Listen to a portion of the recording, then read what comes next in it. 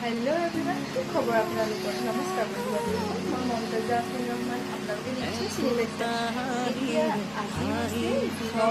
হৈছে মই ভাবিছোঁ আজিৰ পৰা ৰেগুলাৰ ব্লগবিলাক দিবলৈ আৰু মিনিট ব্লগ আকাৰতে দিম সকলোবিলাক এতিয়া হৈছে ৰাতি 8:04 মই ভাবিছোঁ ব্লগটো এতিয়াই ষ্টাৰ্ট কৰোঁ কিয়নো আমি দুয়োজন সোনকালে ৰান্ধি বাঢ়ি খাই মেলি আমি এফালে যাব ওলাইছোঁ আপোনালোকক দেখাম ক'লৈ যাম সকলোবিলাক চাই যাব আৰু ভাতৰ লগত বিশেষ একো নাছিলে কণী আমলেট এটা কৰিলোঁ লগতে আলু ভাজি অলপমান কৰিলোঁ ভাত দালি তেনেকৈ খাই দিলোঁ কিয়নো আমি এফালে যাম চাই থাককচোন